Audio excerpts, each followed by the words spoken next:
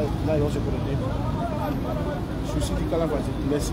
Envoie un cadeau.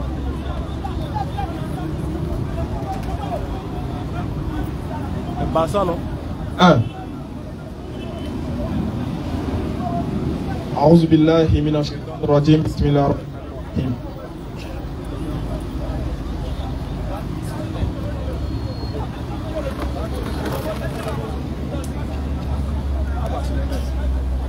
الحمد لله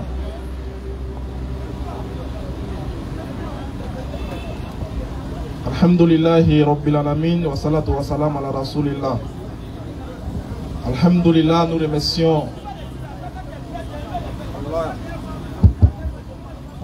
remercions Allah, le maître de l'univers,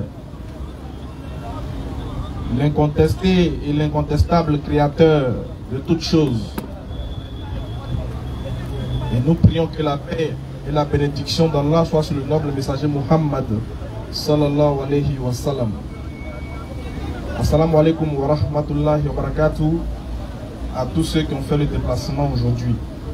Soyez les bienvenus à ce rappel hebdomadaire de la DDR. Aujourd'hui, on va encore vous donner, bismillah ou ta'ala, la bonne compréhension de l'islam.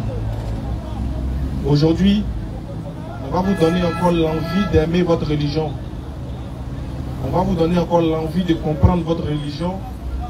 On va vous donner encore l'envie d'accepter de demeurer musulman.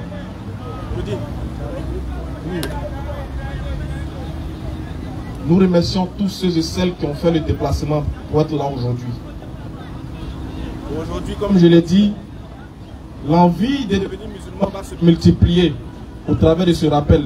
Je prie Allah subhanahu wa ta'ala de faciliter, d'ouvrir votre cœur pour que ce message qui va être transmis aujourd'hui pénètre le plus profondeur de votre cœur et de votre âme, et que cela vous soit bénéfique et profitable.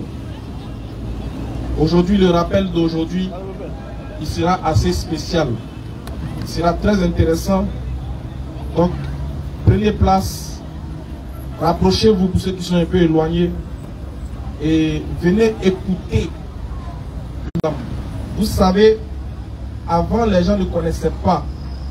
Avant, les musulmans ne sortaient pas dans les rues pour prêcher leur religion, pour défendre leur religion par la parole, par les arguments.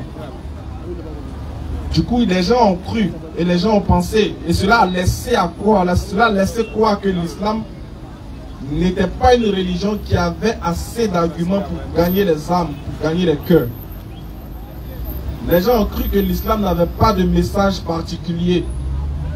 Les gens ont cru que l'islam était une religion qui était fermée. Alors, depuis un bon moment, par la venue de la DDR, alhamdoulilah, des jeunes gens comme nous avions décidé de sortir dans les rues pour transmettre le message de notre religion, pour apprendre le bienfait de notre religion, pour apprendre la quintessence et l'éloquence de notre religion. Voilà pourquoi on s'appelle la DDR. La DDR signifie la dawa dans la rue. Exactement. C'est quoi la dawa? C'est la prédication, le message de l'islam, la quintessence de l'islam, la véracité de l'islam, amener les gens à comprendre c'est quoi l'islam, amener les gens à accepter l'islam, amener les gens à poser des questions sur l'islam. Voilà pourquoi on se fait appeler la dawa dans la rue. Avant, la dawa se faisait, mais elle n'était pas dans la rue. Pourquoi on a précisé dans la rue? Parce que nous, en tant que jeunes, qui avons compris notre religion, on a décidé de montrer aux gens que l'islam n'est pas une religion qui est fermée, n'est pas une religion complexée, et ce n'est pas une religion qui te prive de vivre ta jeunesse.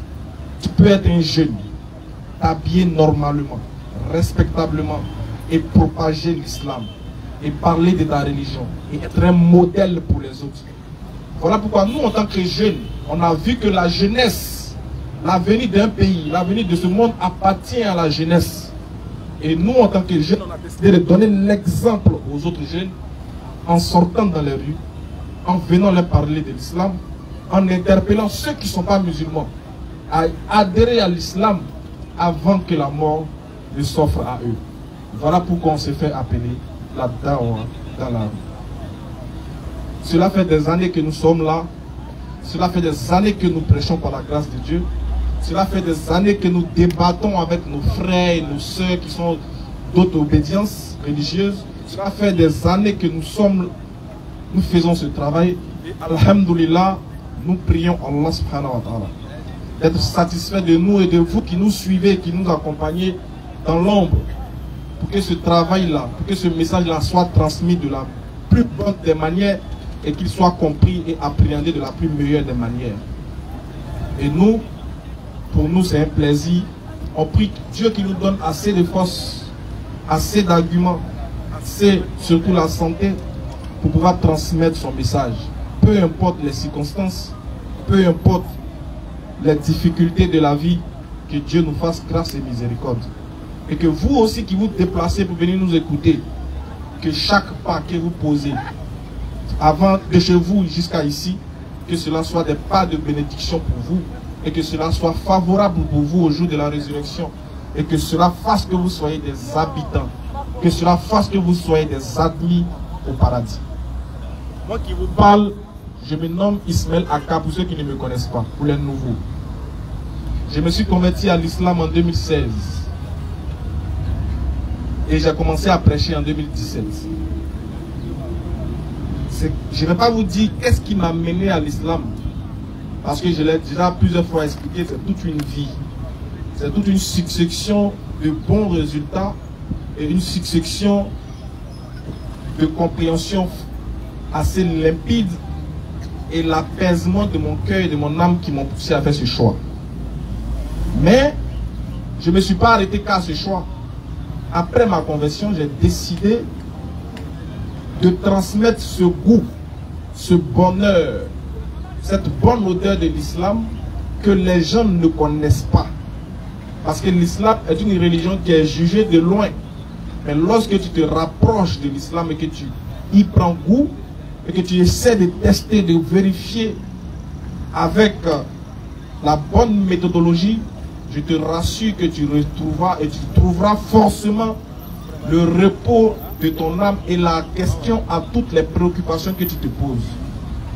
Tout individu qui veut vraiment comprendre des choses de l'islam, de ne pas prendre ça de loin, de ne pas juger l'islam sur ce que les gens disent, mais plutôt de se rapprocher sur ce qui est écrit de l'islam, de se rapprocher du Coran et de se rapprocher de la sunna du prophète alayhi salatu wassalam. Nous qui sommes devenus musulmans, on ne l'a pas fait tous par passion.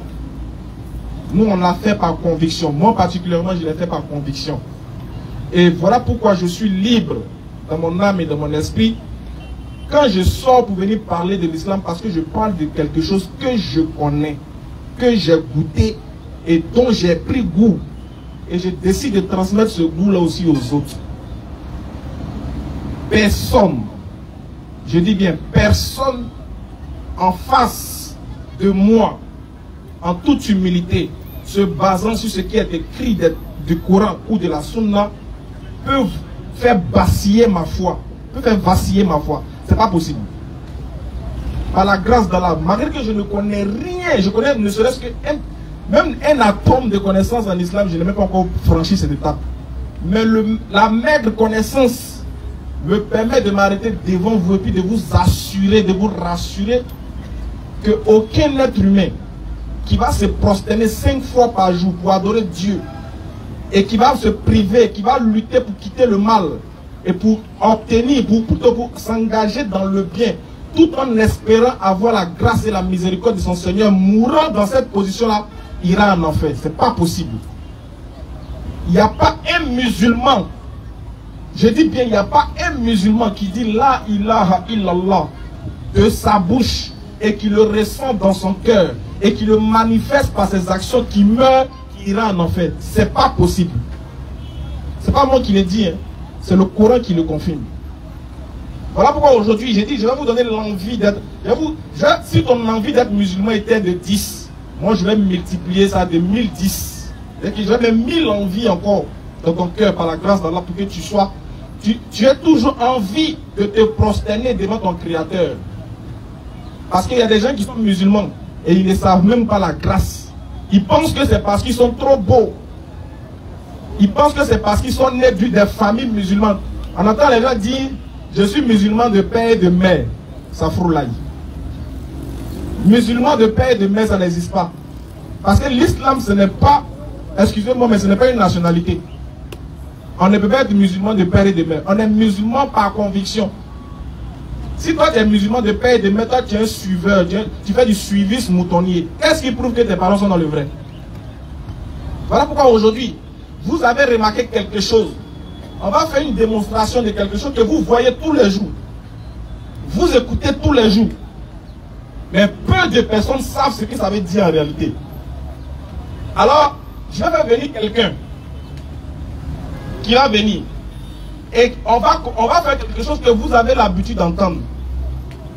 Vous savez très bien que au moins 5 fois de votre journée, vous entendez un monsieur qui se met quelque part dans un endroit qu'on appelle la mosquée. Et il se met à crier. Ou encore il se met à faire quelque chose que les musulmans appellent l'azan. Mais si tu demandes à des musulmans, qu'est-ce qu'il dit? Qu'est-ce qu'il fait? Pourquoi il le fait? Je vous rassure que très peu de musulmans savent ce que ça signifie. Aujourd'hui, on aura l'occasion de vous aider à comprendre c'est quoi déjà ce que vous attendez chaque jour. Pourquoi? Qu'est-ce que le muezzin dit? Donc, on va faire venir un muezzin.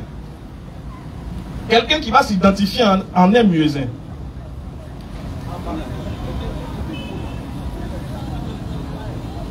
Et au fur et à mesure, on va assister à quelque chose. Quand il est l'heure de la prière,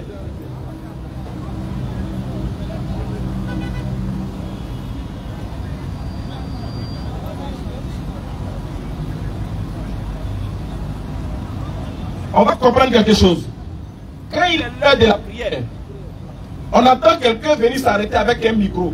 Se met du haut, il se met souvent le haut d'une montagne, mais d'une dalle. Et puis il commence à dire ceci. Bismillah. Allahu Akbar, Allahu Akbar. Il dit Allahu Akbar, Allahu Akbar. Mais qu'est-ce que ça veut dire? Déjà le muezzin dans la ville où il se trouve, dans le quartier où il se trouve, à un moment bien défini, il commence à dire que Dieu est plus grand. Il dit Allahu Akbar. Il crie pour que tout le monde entende. Ceux qui étaient en train de travailler, ceux qui étaient en train de se chercher, ceux qui étaient en train de se bagarrer, ceux même qui étaient en train de voler, même ceux qui géraient busy. Et vous entendez Allahu Akbar. Le muezzin commence à rappeler au monde que Allah est le plus grand. Vas-y, frère. Ashhadu an la ilaha illallah. Le muezzin rappelle et il dit que lui, il atteste qu'il n'y a aucune divinité qu'Allah. Il dit Ashhadu an la ilaha illallah. J'atteste, je dis, je certifie qu'il n'y a point de Dieu, il n'y a point de divinité qui mérite l'adoration à part Allah. Il a dit une fois, il va le répéter encore une deuxième fois. Vas-y, frère. Ashhadu an la ilaha illallah. Il le fait pour la deuxième fois pour ceux qui ont été distraits et qui n'ont pas compris. Il répète une deuxième fois. J'atteste qu'il n'y a aucune divinité qu'Allah. Ça, c'est un rappel pour celui qui était distrait, pour celui qui était en train de travailler, pour celui qui avait oublié Dieu. Donc le muezzin le rappelle pour dire mon frère, ne sois pas distrait. Mais il continue encore en disant Ashhadu anna Muhammadan Rasulullah. Il continue par attester. Il dit, population qui écoute, oh toi humain qui écoute cet appel, j'atteste qu'il n'y a aucune divinité qu'Allah, mais aussi j'atteste que Muhammad est son messager. Vas-y, frère. Ashhadu anna Muhammadan Rasulullah. Il réitère encore que Muhammad est le messager d'Allah. Vas-y, frère. حي على الصلاة. Hey, l'heure est grave. Quand il finit d'attester que Mohammed est son messager, il appelle le quartier, il appelle les croyants de cette communauté-là à dire, à venir à la salat. Hayy à la salat. Il dit, laissez tout ce que vous faites, même si c'est des milliards à vous donner, même si c'est le monde et son contenu qu'on te propose. Il dit, hayy à la salat. Laisse tout et viens à la salat. Vas-y frère. حي على الصلاة. C'est ce que vous entendez tous les jours. Le monsieur dit, laissez tout et venez vous incliner devant votre Seigneur. Venez mettre votre front au sol. Venez mettre votre identité. Venez vous humilier pour que Dieu vous rende grand. Car l'humilité précède la gloire. Si vous cherchez la gloire dans ce monde, vous n'aurez pas cette gloire tant que votre gloire ne se réfère pas à une prosternation, vous ne venez pas vous humilier devant votre Seigneur pour avoir cette gloire. Il dit, venez à la salat. Vas-y frère. حي على Mais الفلاح. on vient à la salat là pourquoi? On prie pourquoi? Qu'est-ce qu'on aura? Il dit, venez à la félicité.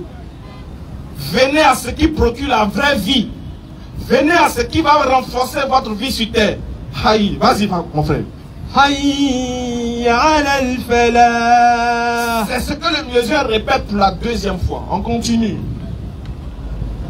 الله أكبر الله أكبر. Et il rappelle au quartier, il rappelle à la communauté, il rappelle aux autres que Allah est le plus grand, est le digne d'adoration, est le seul qu'on doit adorer, est le seul qu'on doit implorer. Vas-y frère. لا إله إلا الله. Et il atteste qu'il n'y a point de divinité, il n'y a point de Dieu, il n'y a point de quelqu'un, il n'y a personne sur cette terre qui mérite l'adoration à part Allah. Voilà ce que le musulman vous dit. La ilaha illallah. Il finit par attester qu'il n'est rien, qu'il n'y a personne, il n'existe aucune chose dont on doit prêter assez d'attention si ce n'est l'adoration d'Allah, car dans cette adoration se retrouve la solution, la quiétude, la paix et l'amour. Voilà ce que le musulman dit 5 fois par jour. Quand le musulman finit de le dire, quand un être humain entend ces paroles, la première chose qui le touche, c'est l'envie de retourner vers son Seigneur. C'est l'envie d'aller s'abriter vers son Créateur. Voilà pourquoi 5 fois de notre journée, on court pour aller. On court pour aller quoi? Vers la félicité. On court pour aller à la salat pour obtenir quoi? La félicité. Pourquoi? Parce que Allah. Pourquoi Allah Akbar? Parce que la ilaha illallah. Il n'y a aucune divinité que lui qui mérite l'adoration. Et pendant nos prières, souvent, on récite des versets dont on n'a pas la connaissance, dont on ne connaît pas la quintessence, qu'on ne connaît pas le pouvoir de ces versets-là dans notre vie. On dit des choses, on ne connaît pas en réalité. Voilà pourquoi on ne peut commencer ce rappel sans que l'unicité de Dieu soit plantée dans votre cœur, sans que le tawhid d'Allah soit votre guide et votre partage. Tu ne peux pas dire que tu es musulman et chaque fois tu récites ces versets, mais quand tu sors de la mosquée, ton comportement est différent de ce que tu viens de réciter. Tu ne peux pas dire être véritable musulman et puis tu vis dans une vie pleine d'amertume. Pourquoi tu es musulman alors que le Coran dit qu'il a tout dit? Allah il dit qu'il a tout orienté pour l'homme. Il a tout facilité pour l'homme. Il dit même la compréhension du Coran, il a rendu facile. Sa récitation facile. Il dit qu'il a révélé le Coran au prophète pour que son cœur soit apaisé, pour ne pas qu'il soit dans le tourment. Mais pourquoi toi tu es musulman, mais tu souffres alors que tu récites le Coran chaque jour? Parce qu'il y a quelque chose qui t'échappe. Le Coran ne se lit pas. Écoutez-moi bien. Le Coran ne se lit pas simplement pour sa compréhension. Mais au-delà de la compréhension du Coran, le Coran se lit et se médite. Quand tu lis le Coran, Allah dit, ne médite-t-il pas sur ce Coran s'il provenait d'un autre? Donc c'est pourquoi le Coran, on le lit, c'est pour qu'après sa lecture, On plonge maintenant dans sa méditation. Et dans sa méditation, on aura la véritable compréhension de ce qu'on vient de lire. Voilà pourquoi on va commencer par ce verset du Coran. Que si tous les musulmans avaient compris, si tous les musulmans avaient accepté ce verset, aucun musulman allait être dans le tourment. Quant à ce qui est d'ordre spirituel ou d'ordre charnel. Parce que dans ce verset, tout est résumé. Allah a tout dit dans ce verset. Voilà pourquoi on dit, on utilise ce verset-là pour montrer aux gens, pour présenter aux gens le Dieu que les musulmans adorent. Quelle est sa valeur? Comment est-ce qu'il s'est présenté dans le Coran? Et on invite l'humanité à adorer ce Dieu-là. Autrement dit, si tu n'es pas dans cette adoration de ce Dieu, tout ce que tu fais, même si tu donnes l'argent aux pauvres, tu nourris les veuves, tu vas en prison, tu fais du bien. Dieu dit dans le Coran, tu seras rétribué en fonction de ce que tu as fait sur la terre. Mais dans l'au-delà, tu n'auras aucune part. Voilà pourquoi, pour nous en tant que musulmans, l'acceptation du véritable Dieu est déjà pour nous le pilier le plus fondamental. Donc, avant de faire les bonnes choses, accepter que Dieu est un, c'est ce qui est primordial. Parce que c'est ce qui va te permettre de pouvoir pratiquer les bonnes actions. Sourate 2, verset 255. Vas-y, frère. Sourate 255. Non. أعوذ بالله من الشيطان الرجيم. الله الله لا إله إلا هو الحي القيوم. Il se présente, il dit, lui il est Allah, point de divinité à part lui. Et il commence à dire qu'il est Al-Qayyum. Vas-y. لا تأخذه سنة ولا نوم. Est-ce qu'on a compris le sens de ce mot, de cette phrase? On lit chaque jour de notre prière. Mais est-ce qu'on comprend vraiment ce qu'il veut dire? Est-ce qu'on a accepté vraiment? Il dit que lui, Allah, il est le vivant. Et il subsiste par lui-même. Vas-y. له ما في السماوات وما في الأرض. Vas-y, frère. من ذا الذي يشفع عنده إلا بإذنه. Est-ce qu'on comprend? Vas-y. يعلم ما بين أيديهم وما خلفهم ولا يحيطون بشيء من علمه إلا بما شاء.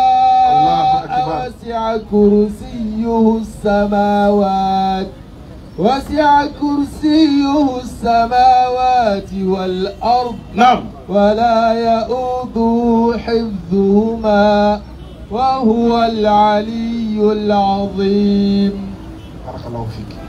J'ai dit, est-ce que ce verset-là, vous ne connaissez pas? Qui ne connaît pas ce verset? Mais qui, dans sa foi, met en pratique réellement ce verset? Qui marche avec ce verset-là dans son cœur et dans son âme? Je n'ai pas dit qui écrit ce verset-là pour boire. Parce que les gens qui écrivent le verset, ils mettent dans l'eau pour boire. Mais quand ils finissent à faire par là. Ils finissent de se pommader un verset-là. Ils finissent à en voler. Ils finissent de s'injecter avec ce verset-là. Mais il a des canaris sous son lit. Allah. Oui. Point de divinité à part lui. Alors que le verset a commencé par dire que Allah, il y a point de divinité à part lui. Pourquoi tu dis il y a point de divinité à part lui alors qu'il y a Condron chez toi? Pourquoi? Il n'y a pas de divinité à part lui. Mais pourquoi quand tu as les problèmes, tu vas chez les marabouts? Pourquoi? Vas-y, frère. Point de divinité à part lui. Point de divinité à part lui. Oui. Le vivant. Il est le vivant. Mais pourquoi quand toi tu es malade, tu cherches la vie? Pourquoi tu vas auprès des charlatans? Pourquoi? En dehors d'Allah, qui peut te donner la vie? Retenez ceci. Il dit il est le vivant. Vas-y. Celui qui subsiste par lui-même. Non seulement lui il subsiste par lui-même. Donc lui la personne ne le nourrit. La subsistance lui appartient. Il est lui-même la subsistance. Donc de base, où va aller-tu chercher ta subsistance? En dehors d'Allah. Qui va te faire de bien? Qui va faciliter la vie pour toi à part Allah? Non, il faut regarder mon fils, ainsi il peut aller jouer à Chelsea. Il faut jeter Corée pour voir si mon enfant là, son avenir va marcher. Mais où veux-tu cherches à voir la subsistance en dehors d'Allah, c'est lui qui est la subsistance par essence, par excellence. Vas-y frère. Ni somnolence, ni sommeil ne le saisissent. Nous n'adorons pas les dieux qui ont sommeil. Un Dieu qui a dormi, c'est un paresseux. Je ne cesse de le dire et je le dis, je l'assume. Un Dieu qui dort, c'est un paresseux. Il y a des gens qui ont fait 6 jours en train de préparer, n'ont pas dormi. Pendant ce temps, Dieu dort. Qu'est-ce qui fait que Dieu va dormir? Pourquoi il dort? Un Dieu qui dort, il est faible. Donc Allah il veut montrer que la faiblesse n'est pas de son attribut. Allah veut montrer que lui, il ne somnole pas. Et il ne dort pas. D'où le fait que pendant que tous nous dormons, lui, il est éveillé. Et il connaît, voilà pourquoi il connaît tout ce qui se passe, même dans les endroits les plus obscurs. Parce que pendant que les autres dorment, lui, il ne dort pas.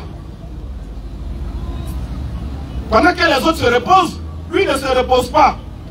Vas-y, frère. À lui appartient tout ce qui est dans les cieux et sur la terre. Mais on dit que tout appartient à Allah. Toi, tu vas chez qui encore? Les frères, si tu es riche aujourd'hui, ce n'est pas pour toi. Ce n'est pas parce que tu es intelligent que tu es devenu riche. Ce n'est pas parce que tu es allé à l'école, tu as eu tes diplômes que tu es devenu riche. C'est parce que Allah te l'a octroyé.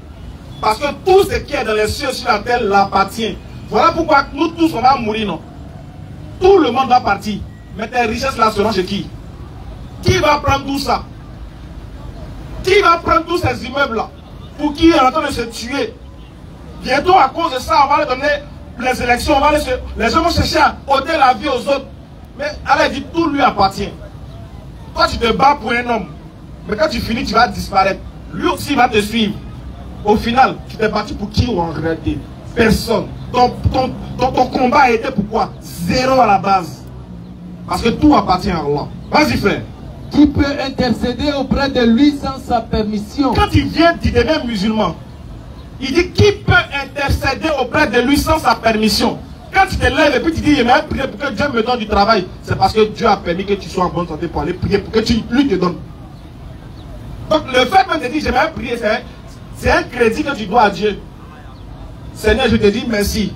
Non, le fait même de lui dire merci là, c'est déjà un merci que tu lui dois. Parce que s'il ne t'avait pas donné la bouche, tu n'allais pas parler. Il ne t'avait pas donné la santé, tu n'allais pas te lever. Et on va voir. On va voir de quoi je parle, pourquoi je le dis. S'il ne t'a pas donné la santé, peu importe ce que tu es, rien. Donc le fait d'intercéder auprès de lui, c'est grâce à sa permission. C'est lui qui permet tout. Vas-y frère. Il connaît leur passé et leur futur. Il connaît tout. Ton passé, ton futur, ton devenir, ton souvenir, tout il connaît. Vas-y frère. Et de sa science, il n'embrasse que ce qu'il veut. Non. Son trône coursi déborde les cieux et la terre. Mais quelqu'un même son trône déborde les cieux et la terre. Il va venir faire quoi sur la terre? Son trône déjà, ça déborde les cieux et la terre. Qu'est-ce qu'il va venir faire sur la terre? Avez-vous déjà vu quelqu'un qui est dans la poche? Ah, moi je dis que ma poche. Comment il serait dans ma poche? Le monde auprès de Dieu, c'est comme ça, ça que ça ressemble. Comment son trône déborde les cieux et la terre? On nous dit qu'il est venu sur la terre. Est-ce que la terre peut contenir quelqu'un à qui son trône déborde les cieux et la terre? Bon, est-ce qu'il fait venir son trône? Est-ce que la terre peut subsister? En réalité, c'est faux. Ils nous ont vraiment blagué. Voilà pourquoi aujourd'hui, on va vous raconter une histoire. Je vais vous raconter une petite histoire qui est dans le Coran. Parce que quand on dit on est musulman, notre modèle parfait c'est le prophète Muhammad. Mais lui-même, le prophète Muhammad, il dit que la religion qu'il a annoncée est une religion qui date, qui a commencé ses origines depuis. Et il dit qu'il ne fait que suivre la religion de qui? Ibrahim. Mais si le prophète a identifié un homme qu'on appelle le champion du Tawhid, le père du Tawhid, il commence par lui, il dit que lui, il ne fait que perpétuer la religion d'Abraham. La dernière fois, j'avais commencé une histoire d'Abraham ici. Aujourd'hui encore, je vais réitérer une deuxième histoire. De notre père Abraham qui est dans le Coran et qui est dans la science islamique. Qu'est-ce qui s'est passé? Vous savez, dans le Coran, je vous dis bien, si tu veux comprendre la vie, si tu veux avoir la crainte de Dieu, je te dis bien, tu ne peux pas être en contact avec le Coran. Tu vas finir de lire le Coran. Et puis la crainte de Dieu ne va pas s'installer dans ton cœur. Souvent tu lis le Coran, tu as l'impression que c'est de toi il parle. Il casse tes papous en souplesse. Comme tu dis, ah, c'est la même adresse, à cause de moi ils ont positionné ça. Il manque mon nom seulement et puis c'est fini. Et l'histoire se trouve dans la sourate 2, verset 58. Alors, verset 258. Vous allez comprendre pourquoi j'ai pris ce verset là. Pourquoi j'ai choisi particulièrement cette histoire. On va commencer en français là. Pourquoi j'ai pris ce verset? Alors, on va commencer ce verset en nous disant quelque chose. Vas-y, bismillah.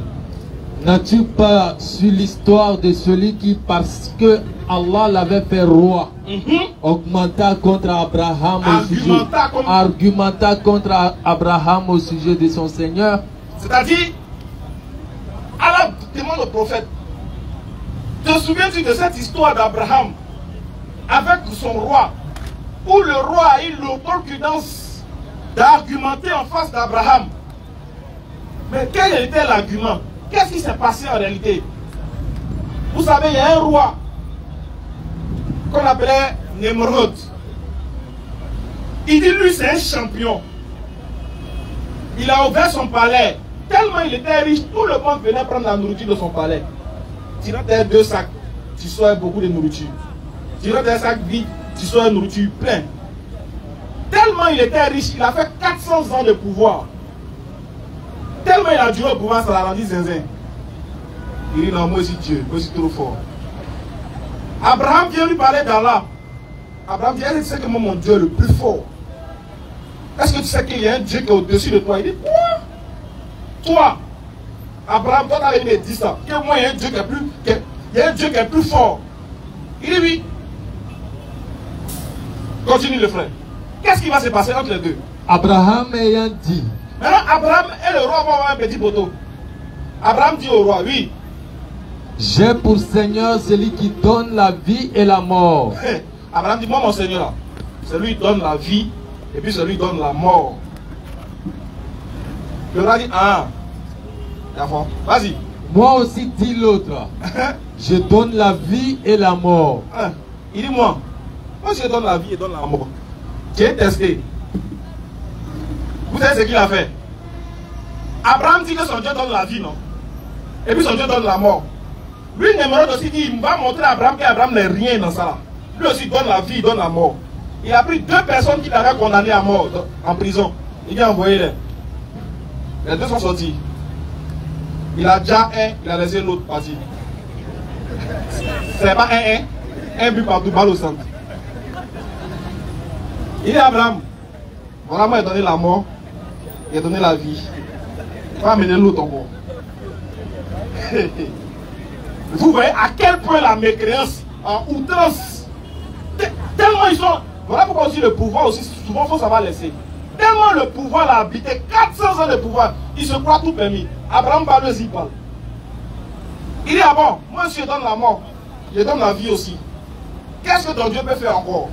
Écoutez ce qu'Abraham va dire. Abraham lui dit alors, oui. Dieu fait venir le soleil de l'Orient. Fais-le donc toi venir de l'Occident. Abraham dit, ah, d'accord. Moi, mon Dieu a son soleil, il enlève à l'est, se couche à l'ouest. Il faut faire le contraire, il faut envoyer le nord au sud, quoi. Abraham dit, le soleil là, ça quitte à l'est, ça se couche à l'ouest, ça quitte au levant et puis ça va au couchant.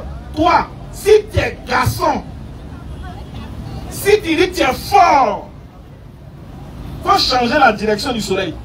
Il ne faut pas ça se lever ici, ça se coucher là maintenant. Toto. On dit le roi est devenu comment? Et l'impie resta confondu. Il est resté confondu. Il a eu honte. Attends, ça s'est passé devant les gens. Vous savez, les rois, ils n'aiment pas avoir honte. Hein? Ça veut dire le descenser devant foule. Il a honte parce qu'il sait que Abraham vient de montrer ses faiblesses. Le soleil qui se lève sur lui là, c'est pas lui qui a créé. Déjà il y a un propriétaire. Il s'est rendu compte que sa royauté a des limites. Il s'est rendu compte que même la royauté qu'il a, c'est quelqu'un qui l'a octroyé ça. Il se retrouva confondu devant Abraham. Mais tel un mauvais personnage, vous savez ce qu'il a fait? Il dit bon, toi Abraham, tu étais venu manger chez moi, non? C'est toujours vous les, en fait c'est vous les cocos qui savez qu'on ne dit pas le, on dit là. C'est ça non? Ok, il n'y a pas de souci. Donc d'ailleurs, tu vas sortir de mon palais et puis tu ne donnes rien. Tu n'auras rien. Alors que tout le monde est venu chercher la nourriture chez le roi. Du coup, Abraham il sort. Puisqu'il a fini de confondre le roi. Il sort du palais, il doit se rendre chez lui à la maison. Alors que c'est à cause de la nourriture qu'il est allé au palais. Mais comme lui, il a vu qu'il y a quelque chose au-dessus que la nourriture, il a commencé à parler de Dieu au roi. Le roi a vu en foutaise, le roi dit, toi c'est pas moi qui t'es venu chercher. Tu es venu mettre la honte sur moi, non? Tu vas lire l'heure. Donc Abraham se retourne bredouille. Il n'y a rien sur lui. Maintenant il doit aller à la maison. Sa femme elle est assise, elle attend la nourriture pour préparer. Pendant ce temps, un marchand l'a vu 2 sachets. Abraham, c'est nous, il dit c'est nous ici, nous les autres hommes qui sont venus après les prophètes là. C'est nous les faux types même. On dit on croit en Dieu, déjà c'est faux.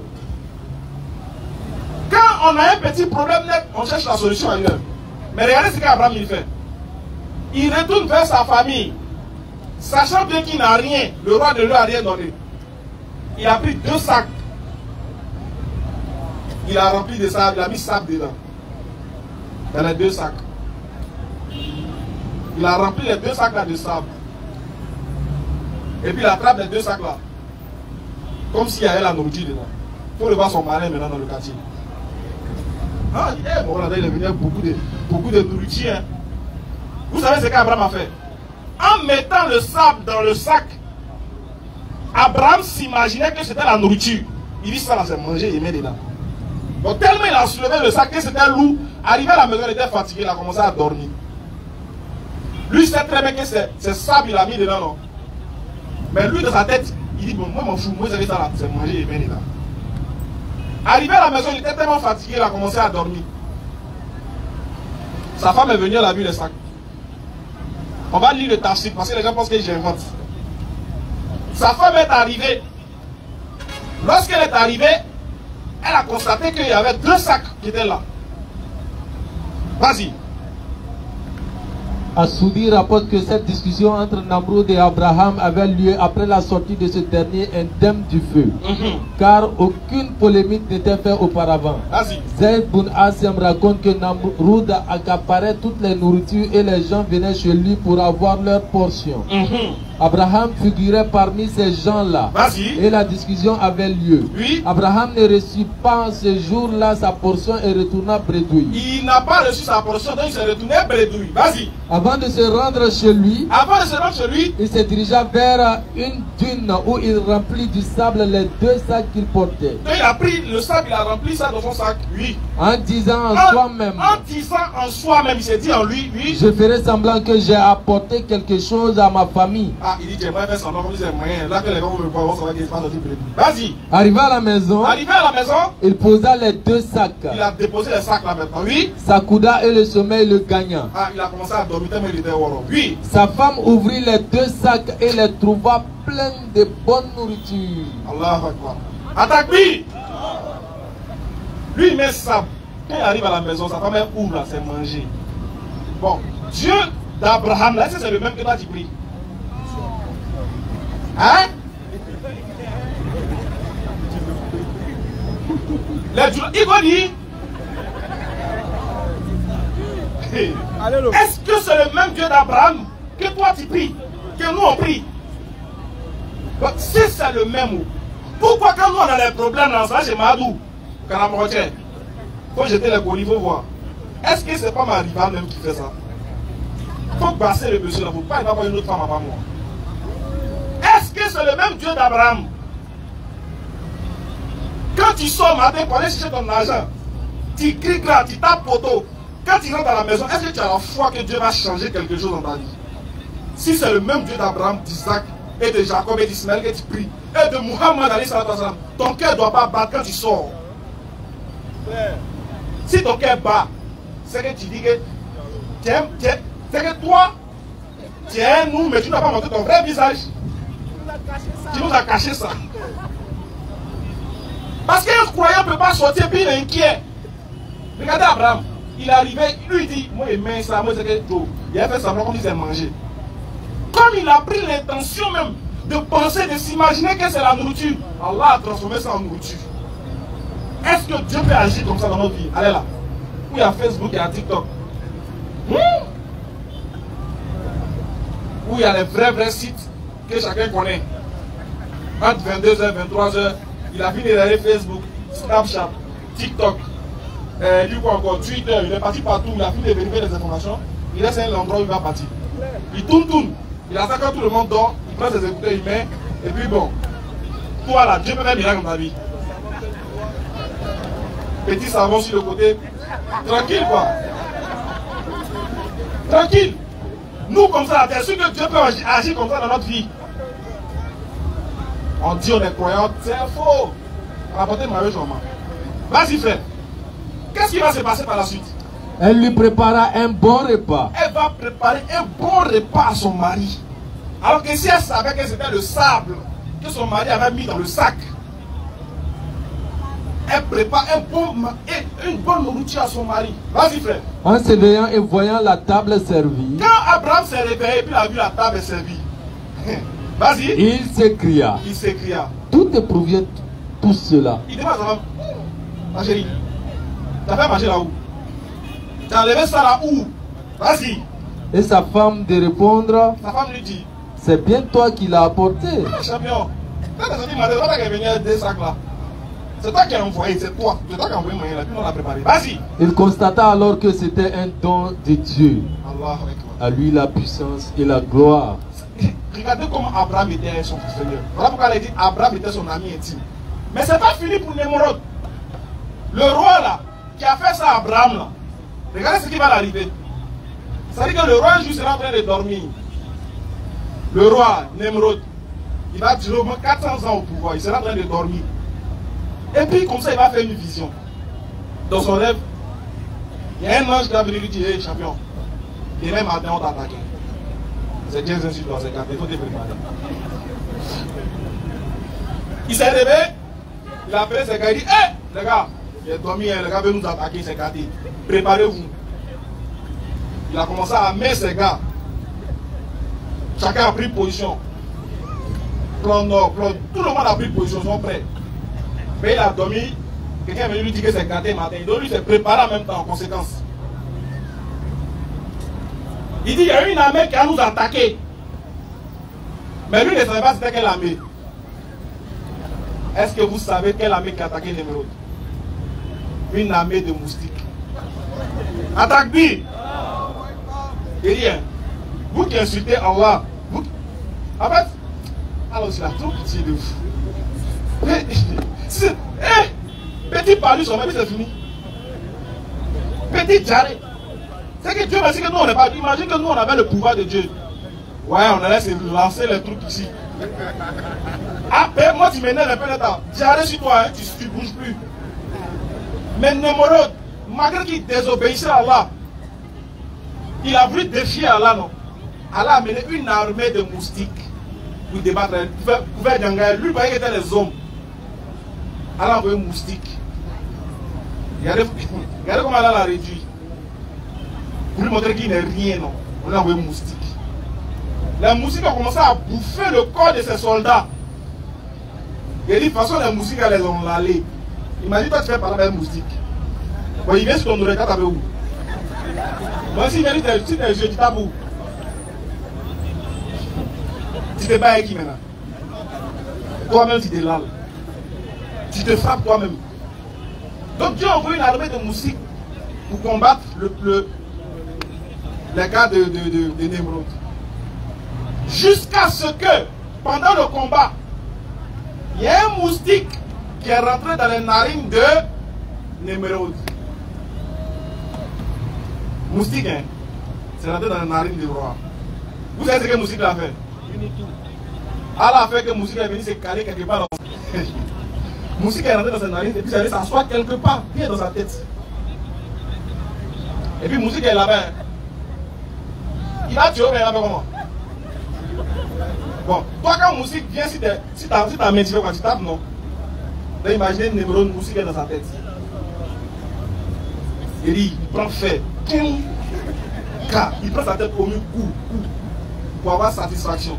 Les savants disent, le roi Nemrod, champion de son état, il a moussé à l'aise tellement que Allah l'a humilié de son royaume.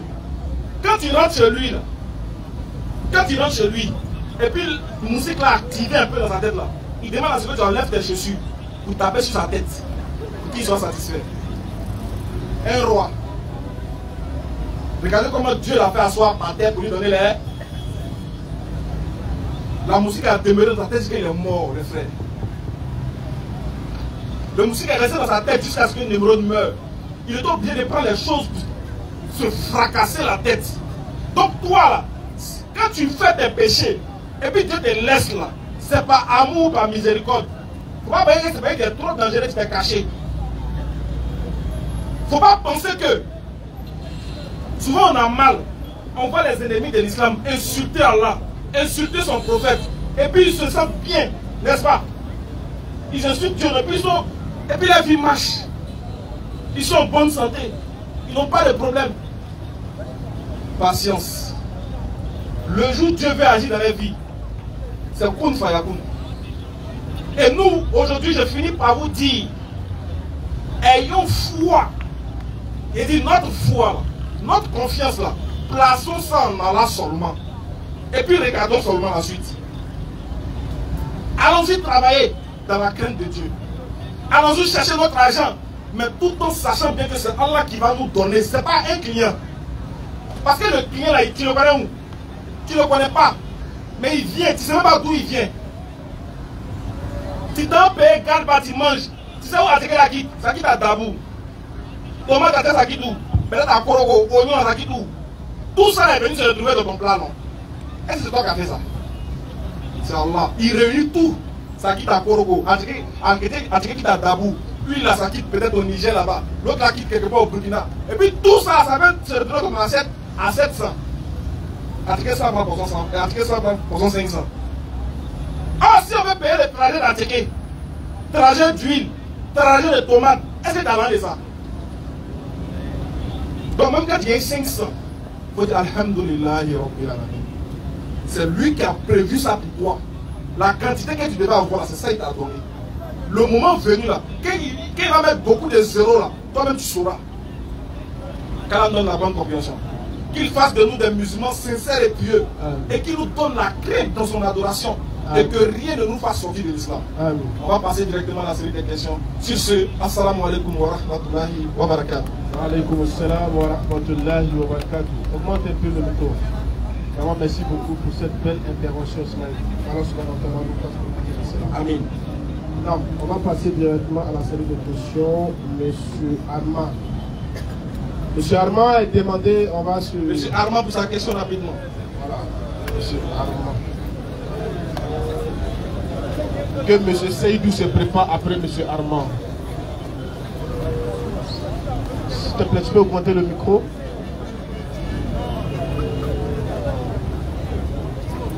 Venez, Monsieur Armand.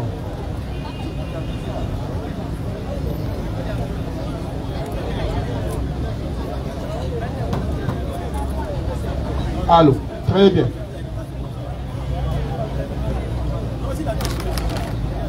Allez-y. Bonne arrivée. Bonsoir les gars.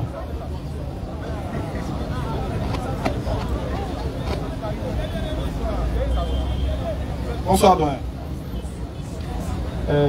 D'abord, ici, venez ici une fois. Oui. Les gens s'est terminé dans la cafétéria, de l'heure. Donc on peut échanger comme il fallait. Et il est revenu sur le sujet pour lequel il était là. Mais avant ça, souvent, tu vois votre vidéo où vous venez de faire que nous, les on chante, on danse dans l'église. Moi, je veux savoir, en quoi est-ce que ça vous regarde?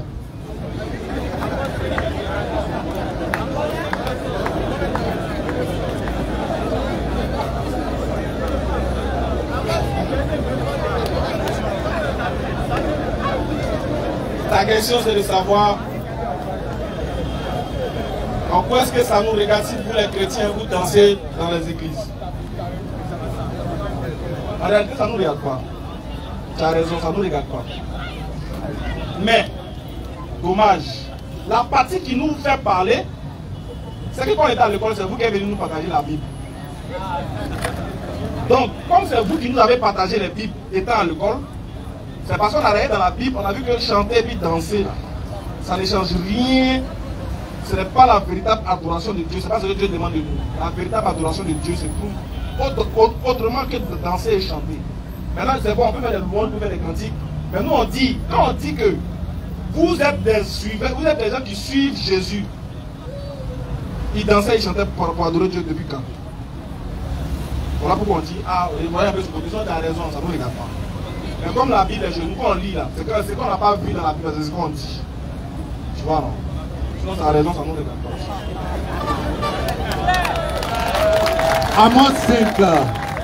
Amos 5, 23. Vas-y, frère.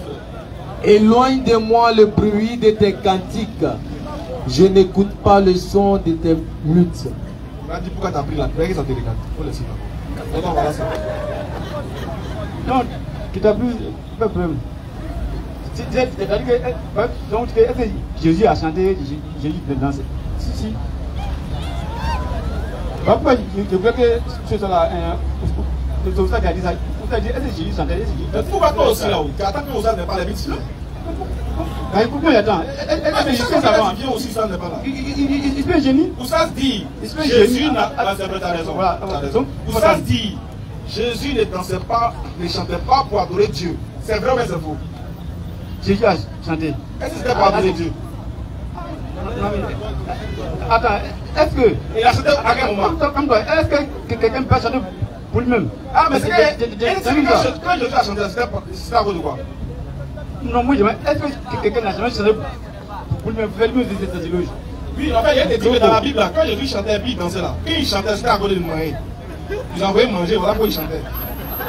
Alors, quand tu chantais, c'était pas que tu dansais. Qui veut manger? Hein? Qui veut manger? Et comment c'est qu'il a préparé? Non, si tu as vu savoir que Jésus a acheté parce qu'il a mangé, c'était que tu as savoir qui avait mangé. Jésus a fini de prendre la cesse à ses disciples qui ont chanté. Ah, c'est quand on finit de manger, non? Oui, la cesse qui ont chanté. Donc, quand ils ont fini de prendre la scène, attends. Ouais, excuse-moi. Quand ils ont fini de prendre la scène, les gens ne comprennent pas. Il faut dire, c'est quand ils ont fini de manger, et puis ils ont bu, c'est là qu'il a commencé à danser, il a commencé à chanter, c'est ça, non? C'est pas n'importe quel manger, il dit mais la Sainte Seine. La Sainte Seine là. Ok, c'est pas n'importe quelle nourriture, c'est quand il a fini de manger, il a fini de prendre la Sainte Seine qu'il a commencé à danser. Oui. Ok, on a compris. Donc, nous sommes en chant, parce que nous, on finit de prendre la Sainte Seine. Nous, c'est Jésus à chanter. Pas nous, nous chantons. Donc, pas dire que nous, vous savez, vous dansez. Non, nous, on fait ce qui est écrit dans la Bible. Mais vous, ce que vous faites, ce qui se passe. Mais est-ce que c'est vous, quand vous chantez, vous dansez à l'église là, est-ce que c'est après la prise de la Sainte Seine? Non. Quand il y a bien obligé, nous chantons après la prise de la Sainte Seine. Vous, devant l'église, c'est quelle église? Non, c'est un peu de débutants. C'est là. Non, mais je veux savoir parce que moi, je connais la plupart des églises. Ouais, excuse-moi, sans prétention, je connais la plupart des églises de Côte d'Ivoire. Je connais la plupart des pratiques des églises de Côte d'Ivoire. Je connais comment on fait. Parce que on sait comment on célèbre des cultes, on sait comment on célèbre des messes. Je connais comment ça se passe. Dans toute messe, dans tout culte, il y a forcément une partie qu'on appelle adoration. Rendre grâce, on appelle ça culte d'action et de grâce à l'Éternel. C'est la partie là qu'on danse, on vient faire les quêtes, c'est la partie qu'on danse. Il y a louange à part, il y a adoration à part. Mais il te dit, est-ce que c'est après la prise de la Sainte Seine qu'on danse dans votre église? La Bible, les léons ont chanté, les léons ont dansé. On a qu'à laisser là. On a commenté aussi pour laisser ça aussi. Donc, nous on chante pourtant, Si moi, je peux demander pourquoi vous pouvez les femmes sont derrière et les deux sont devant. Ça ne va pas. Oui, tu peux poser la question, c'est une bonne question. On a déjà répondu à ça une fois. Le prophète Mohammed, c'est lui qui a prévu ça. Mais la mixité, il n'y a pas ça chez nous en islam. Nous, en fait, la mixité, dans les endroits fermés, on ne cautionne pas ça. Les hommes devant, les femmes derrière pour se dissocier, compte tenu de l'adoration qu'on fait, compte tenu des gestes, il y a beaucoup de choses que le prophète a dit. Par rapport à ça, c'est le prophète qui a dit dans un hadith du prophète que les femmes doivent être derrière. Et puis c'est symbolique encore pour nous. Si tu veux les réponses en islam, il y en a. Ouais. Non. Ok. Parce que moi, au fait, j'aimerais savoir en quoi est-ce que ça dérange. Ça ne dérange pas, ça ne dérange pas. Si, ça dérange. Ah, vous, ça dérange? Non. Moi, dans le quartier là, il y a une mosquée où il y a un mur entre les hommes et les femmes. Oui. Voilà. Il y a un mur entre les hommes et les femmes. Les femmes sont derrière le mur et les hommes sont devant. Est-ce que ça empêche les femmes de prier? Non, ça peut être de prier. Même moi, je veux savoir la raison, quoi. Ouais, c'est pour quelle raison? C'est la mixité. Il n'y a pas de mixité chez nous en islam, surtout dans les endroits qui sont fermés. Surtout ça aussi. Je dis bien surtout parce que je dis ça surtout pour bien préciser la mosquée.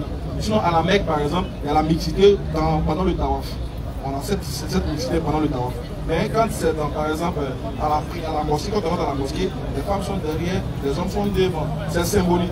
Je peux t'expliquer. Pourquoi? Parce que le prophète Ali sallallahu alayhi wa sallam a déjà donné cet enseignement-là. Et quand on analyse, on sait très bien que les hommes sont devant, les femmes sont derrière, mais c'est les femmes les plus fortes parce que c'est celui qui est derrière qui retient celui qui veut tomber. Ça fait de deux.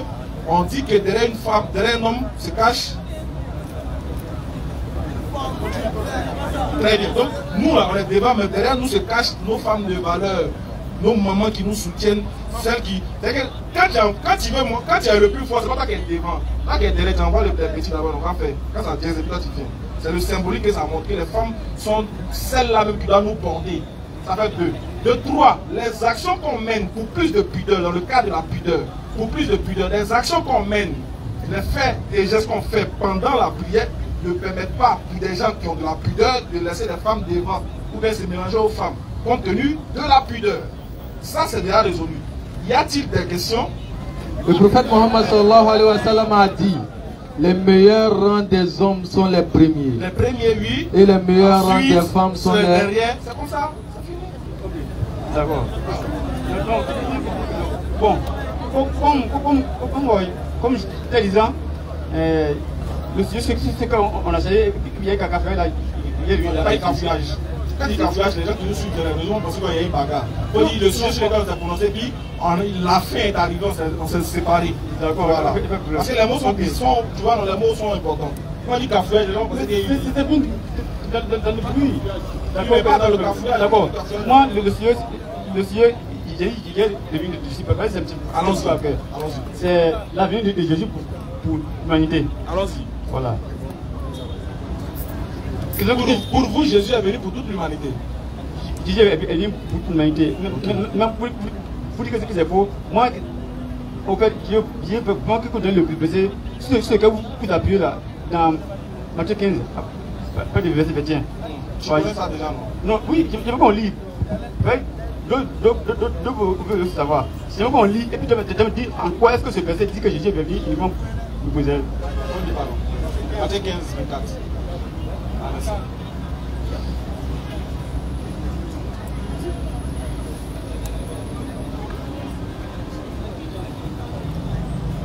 Rapidement, s'il vous plaît.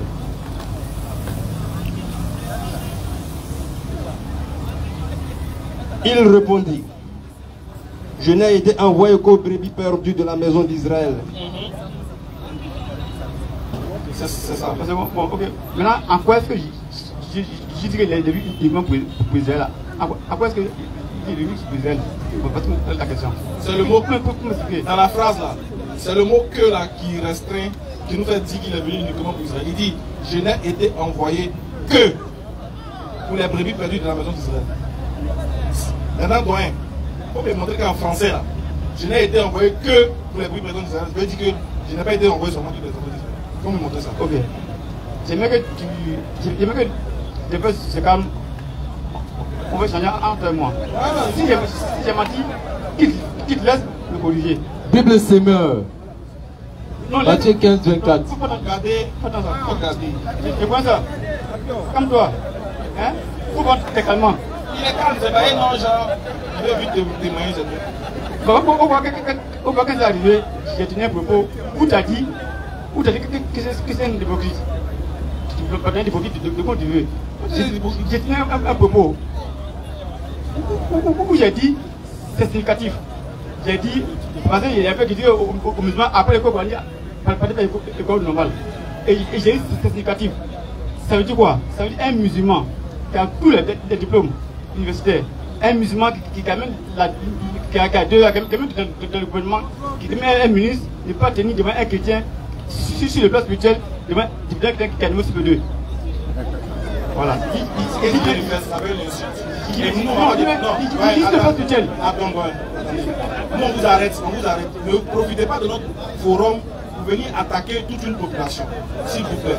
Soyez responsables. Ce propos-là, c'est une insulte à l'encontre de tous les musulmans. On ne va pas vous permettre ça. Changez de langage, allez-y droit au but. Quand vous dites ça, si c'était un musulman qui avait tenu ça, vous allez faire un scandale. Arrêtez d'insulter les communautés. Parlons-nous d'eux. C'est nous deux qui sommes, c'est toi et moi en enfant. Il ne faut pas dire que tous les musulmans, quel que soit son degré, son bagage intellectuel, ne peut pas tenir devant un chrétien qui est un Non, il ne faut pas vous permettre ça. Arrêtez de faire ça, s'il vous plaît. Arrêtez ça. Non. Qu'est-ce qu'il a demandé? Il a demandé de l'eau. Donc remettez-lui le micro.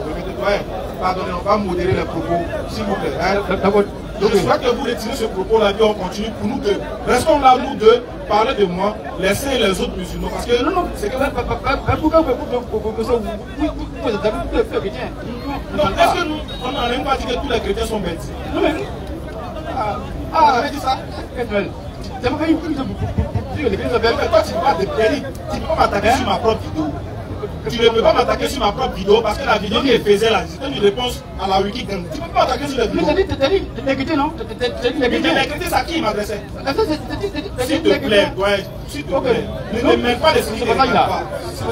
Moi, c'est pas ça, en aucun cas,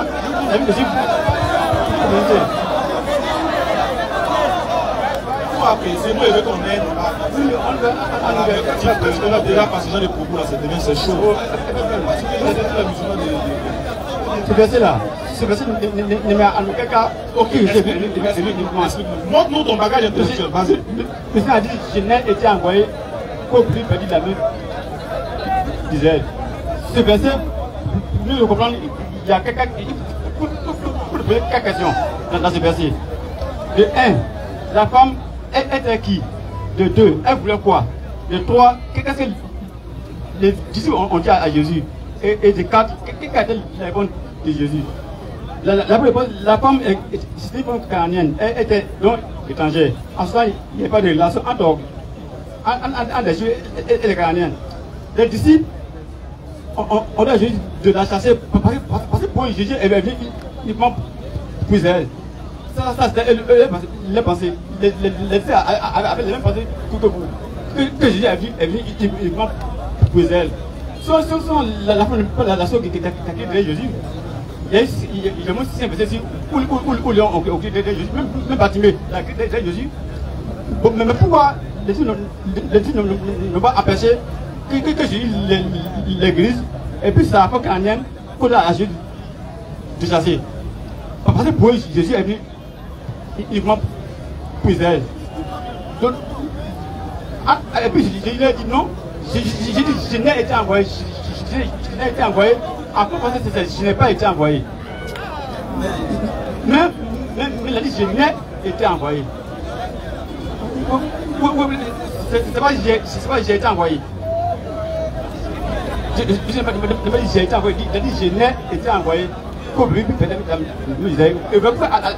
finir, Jésus s'est arrêté, il a échangé à la dame. Et pour finir, la dame a été exaucée. Donc, quand vous dites ce verset, dit que Jésus est venu, il va pour Israël. Ça s'agit faux. C'est bon? C'est pas j'ai été envoyé, mais dit je n'ai été envoyé. C'est comme Pierre pourrait dire je n'ai ni or ni argent. Pierre pourrait dire je n'ai pas d'argent. c'est pas d'or. Aussi, je dis que je n'ai pas été envoyé. Mais je n'ai pas été envoyé, il dit je n'ai été envoyé. C'est pas j'ai été envoyé. Donc, quand vous dites ce verset, faites très attention.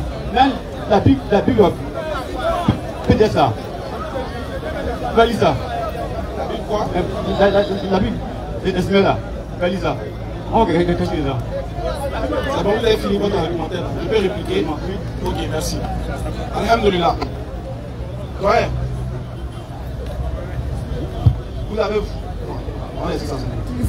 Vous parlez d'intellectualisme. C'est que vous montrez que vous êtes un intellectuel. Elle est très fort et fort.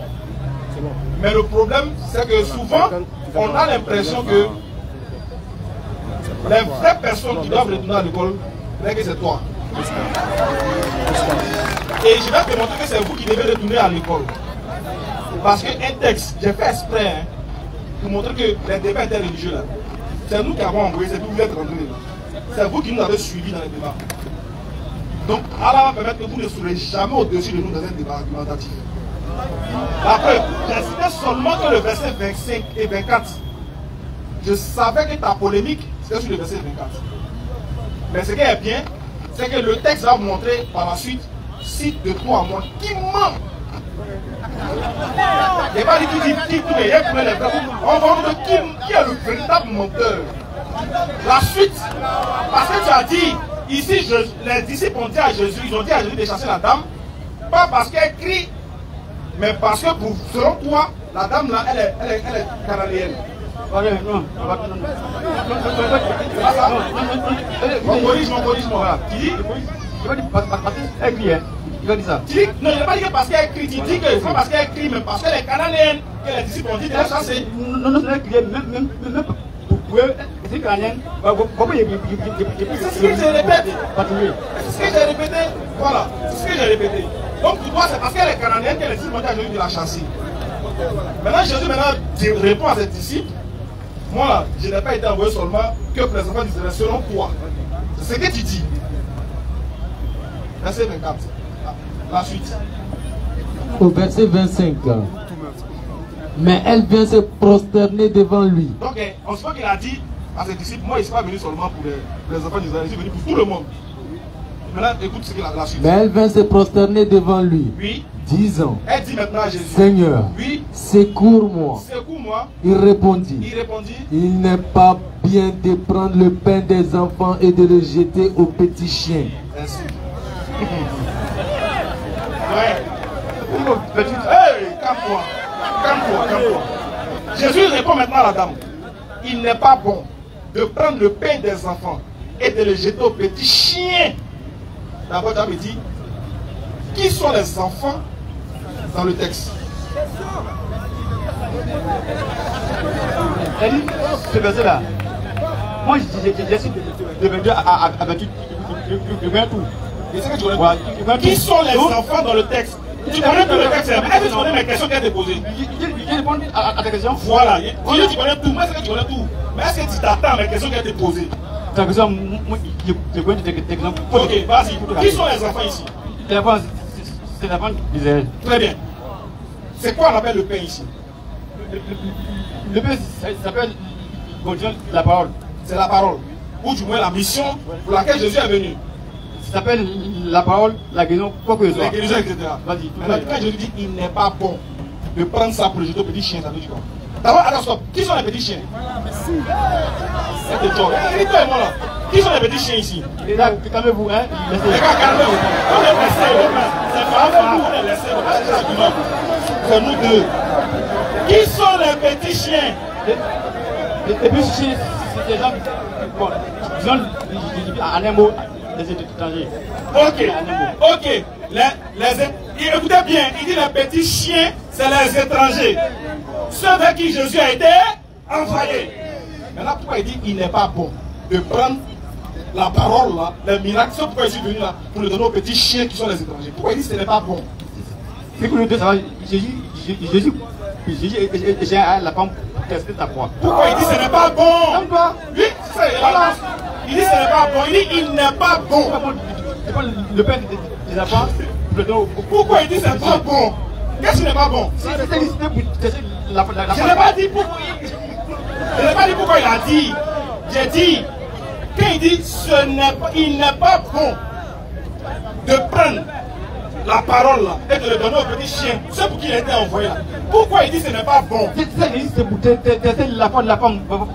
Pourquoi il a dit ça? Donc il m'a dit. Attends, quand il dit ce n'est pas bon, c'est vrai ou c'est faux? Ok, quand ils disent qu'il n'est pas bon, est-ce que c'est vrai ou bien c'est faux? Il a dit qu'il n'est pas bon. Non, quand il dit non, écoute, il n'a pas dit est-ce qu'il a dit ça. Je dis, quand il dit il n'est pas bon de prendre le pain des enfants et de le jeter au petit chien, quand je dis il n'est pas bon, est-ce que c'est vrai qu'il n'est pas bon? C'est quoi qui est vrai? Tu as compris ma question? Réponds à l'étude. Mais elle vint se prosterner devant lui disant Seigneur, oui, secours-moi. Il dit secours-moi. Jésus lui dit quoi? Il répondit, Jésus répond, il n'est pas bien de prendre le pain des enfants et de le jeter aux petits chiens. Est-ce que c'est vrai? Quand je lui dis il n'est pas bien de faire ça, est-ce que c'est bien? C'est quoi qui n'est pas vrai? C'est quoi? Est-ce que c'est vrai qu'il n'est pas bon? C'est pas bon. Il répète, est-ce que c'est vrai qu'il n'est pas bon de prendre le pain des enfants et de le jeter aux petits chiens? Jésus l'a dit pour tester la foi de la femme. Tu dis c'est pour tester, non? Pourquoi tu dis c'est pour tester, non? Tu dis c'est pour tester sa femme. Oui. Donc je veux savoir, est-ce que le propos qu'il a dit pour tester la femme là, c'est vrai ou c'est faux? C'est vrai, donc c'est vrai de ne pas prendre? Oui, j'ai pris la foi pour prendre le chien. Ça c'est pour tester la foi de la femme. Oh, attends! Tu dis c'est ma réponse. C'est tout. Frère, tu viens de mettre fin au débat. Tu dis à répondre. Oui, ouais, tu viens de mettre fin au débat. Tu dis c'est vrai quand Jésus dit il n'est pas bon de prendre les pains des enfants et de les jeter aux petits chiens. Ça c'est vrai. Mais c'est qui Jésus a dit ça. Mais pourquoi il a dit? C'est pour ça. Pourquoi tu dis ça pour tenter? Le pourquoi c'est pour tester, plutôt, c'est pour tester. Même sauf que le test se fait sur une base de la vérité. C'est ça, non? Faut m'oublier à donner ce que tu as dit comme réponse. Nous, il t'oblige pas. Il t'oblige pas, mais tu ne pourras pas bouger. Tu ne pourras pas donner autre réponse que ce qui est vrai. Mais ça, Jésus a dit ça. Mais c'est pour tester la foi de la femme. Je n'ai pas dit pourquoi il a dit. Pourquoi la femme s'appelle pour lui? À l'école, là, il y a pourquoi. Il y a pourquoi, non? Et puis il y a comment? Moi, je t'ai pas demandé pourquoi. J'ai dit, quand il fait sortir ce propos-là pour tester la femme, là, est-ce que le propos-là est une vérité qui ne souffre d'aucune ambiguïté? Mais il a dit, c'est tout. Tu n'as pas le cardio. Est-ce que quand il dit... Attends. Qu'est-ce que tu veux savoir? Il faut nous expliquer pourquoi c'est pas bon. Jésus a dit ça pour tester la... Il dit il a dit ça pour tester, non? Eh, donc on a déjà compris ça pour tester. Maintenant pourquoi il n'est pas bon? Pourquoi il n'est pas bon? Pourquoi c'est pas bon? On nous explique. Jésus a dit ça. Donc il a menti à la dame. Pourquoi il a menti? Mais si c'est vrai, pourquoi? Il n'a pas menti à la femme. Il n'a pas menti. Donc il dit qu'il n'est pas bon, c'est que c'est vrai, non? Qu'est-ce que c'est vrai? C'est pas bon.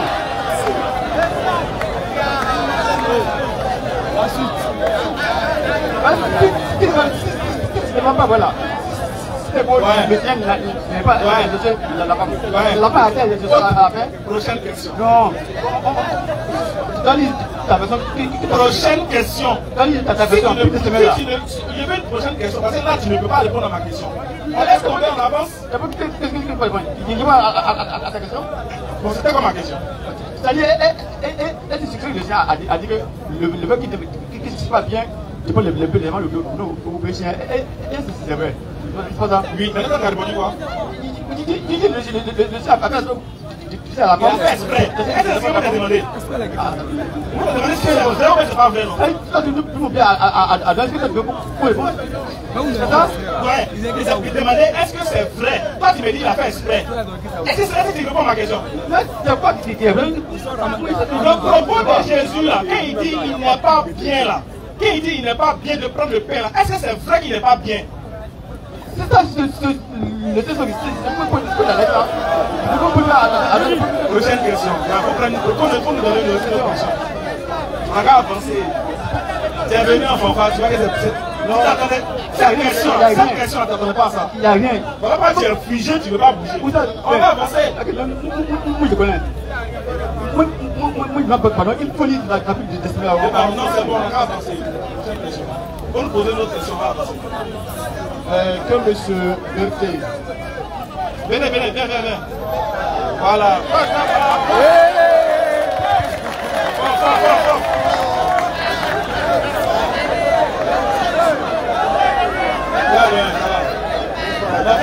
attraper. Bonsoir, tonton. Ouais, bonsoir. Ouais. Vous voulez voilà, trancher? ce qui m'a un peu dérangé quand j'étais à l'écart. Oui. Nous sommes tous là en train de vous suivre. Ok, papa. On vient tantôt pour apprendre quand on ne sait pas. Ok, papa. Il faut être humble pour apprendre partout. Exactement. Parce que quelque part dans la Bible comme dans le Coran, oui, j'ai lu que Jésus s'est rendu vers Nicodème de nuit. Alors que lui, il est docteur de la loi, il est censé tout savoir. Exactement. Et la nuit, il allait près de Jésus pour savoir, pour lui poser une question. Pour lui poser des questions. Alors, comme mon frère, oui. Sur la dernière question, il tarde à répondre à votre dernière question. Okay. Je viens pour répondre à sa place. Merci, papa. Enfin. Voilà qui est clair. Il tarde à répondre à ma question. Répondez à la question en toute objectivité, en toute liberté. Voudriez-vous reposer la question pour la population? Ok, papa. On va lire la question. Dernière question là. La dernière question. Est-ce que Jésus dit, est-ce que c'est bon pour lui? Voilà, Jésus dit. Il répondit. Jésus répondit. Il n'est pas bien de prendre le pain des enfants et de le jeter aux petits chiens. Voilà, maintenant moi je pose cette question intelligente. Quand Jésus dit, il n'est pas bon de prendre le pain et de le jeter aux petits chiens, est-ce que c'est vrai? Le doyen dit, il le faisait pour tester la foi de la dame. Il dit, bon, ok, on est d'accord qu'il veut tester la foi de la dame. Mais est-ce que le propos qu'il a utilisé pour tester la foi de la dame est authentique et véritable? Est-ce que c'est vrai qu'il n'est pas bon de faire ça? Très bien. Voilà, c'est là qu'il n'arrivait pas à répondre.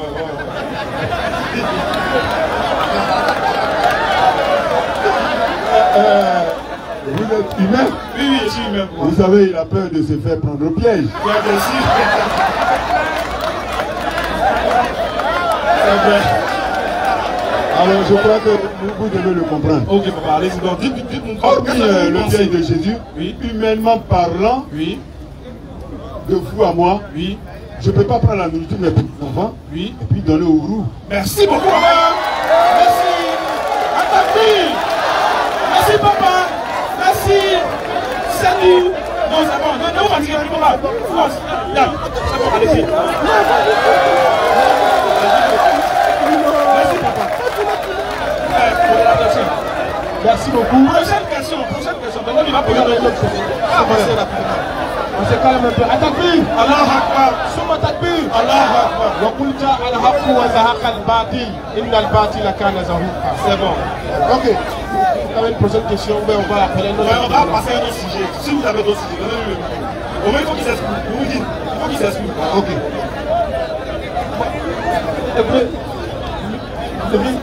Le vieux a dit, attends, le vieux a dit humainement. Est-ce que tu as vu ce que le vieux a dit? Le vieux a dit humainement. Non, si il y a humainement, c'est qu'il y a subtilement. Pourquoi le vieux a dit humainement? Alors, il faut poser la prochaine question. À part ce sujet-là, quel autre sujet tu veux qu'on échange? Comment?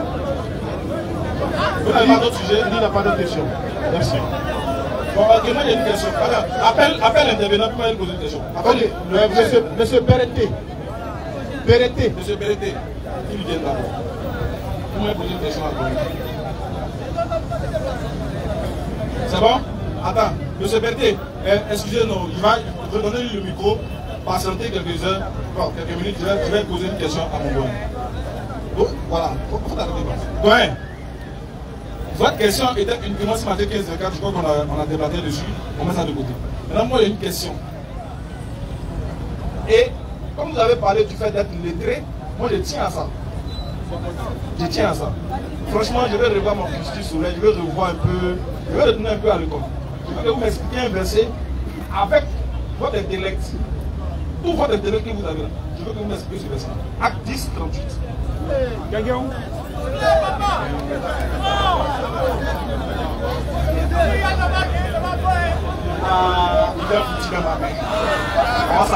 10, au verset 38. Vas-y, frère. Vous savez comment...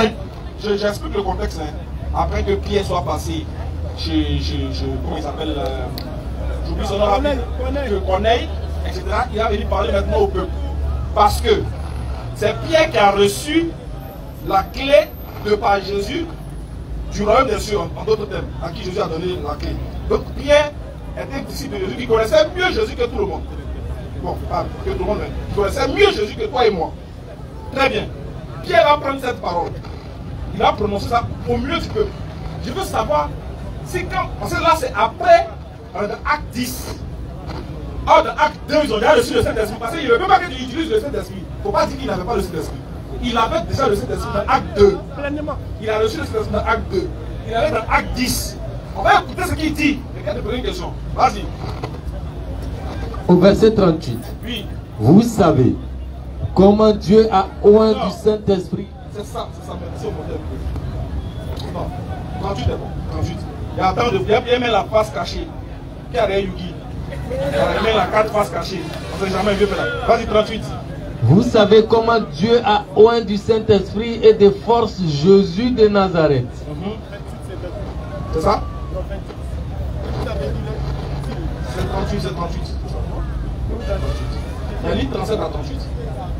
Vous savez ce qui est arrivé dans toute la Judée après avoir commencé en Galilée, à la suite du baptême que Jean a prêché. Vous savez comment Dieu a oint du Saint-Esprit et de force Jésus de Nazareth, qui allait de lieu en lieu faisant du bien et guérissant tous ceux qui étaient sous l'empire du diable.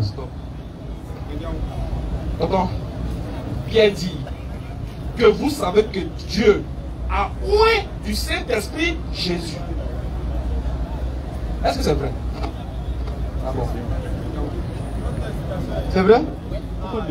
Très bien. Donc on est d'accord que c'est Dieu qui a oint Jésus. Donc si Dieu a oint Jésus, est-ce que Jésus est toujours Dieu selon Pierre? Ça, cette question-là. Non, c'est une seule question. Faut répondre seulement, c'est à voir la suite. En fait, tu sais, il t'a dit non. Je vous connais. Voilà, je vous connais. Moi, je pose ma question, il faut répondre seulement. Tu vas voir la suite. Non, moi, j'ai toujours dit, c'est ça, Jésus est Dieu, c'est à les musulmans. Il n'est pas. Pourquoi tu as posé la question? Je dis que, est-ce que c'est Pierre, Jésus est toujours Dieu? Non, je ne vais pas dire qu'il est toujours Dieu. T'as vu ma question? T'as vu? J'ai dit, selon les propos, il y a deux questions. Est-ce que le propos que Pierre avait sorti là, est-ce que c'est vrai? Tu dis oui. Deuxième question, il dit, est-ce qu'on est d'accord que c'est Dieu du Saint-Esprit a oint Jésus? Tu dis oui. J'ai dit bon d'accord. Si c'est Dieu selon Pierre, parce que Pierre détient les clés. Il n'a pas pris Pierre pour rien, il te prévient. Il n'a pas pris Pierre. Pierre. Ok, voilà. Pierre, celui à qui Jésus a copié l'église. Très bien. Donc l'église dépend de Pierre aujourd'hui. Et c'est pourquoi il pose la question sur Pierre. Donc, quand Pierre dit que c'est Dieu qui a oint Jésus, pardon, que c'est Dieu du Saint-Esprit a oint Jésus là, est-ce que ici, Pierre est en train de dire que Jésus est Dieu? Bien sûr, Pierre n'a jamais dit que Jésus est Dieu. Pierre est toujours Dieu. Pierre s'adressait à la population. Pierre a un discours. Pierre sait que Jésus est Dieu. Pierre n'a jamais dit que Jésus est Dieu. Alors, est-ce que tu as compris ce que Pierre a dit? Relisons. Vous savez. Écoute ce que Pierre dit. Vous savez. Comment Dieu a oint du Saint-Esprit et de force Jésus de Nazareth. Stop. Pardon, explique-moi ça. Pierre dit que qui a oint qui de force? Pierre dit quoi? Attends.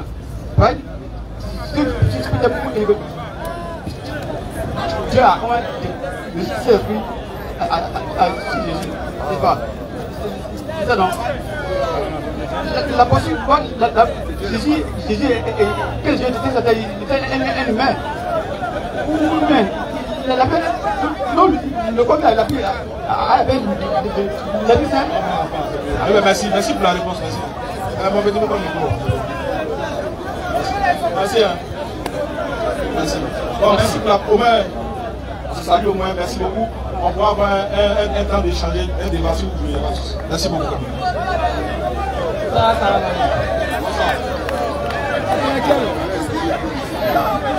Ok, d'abord,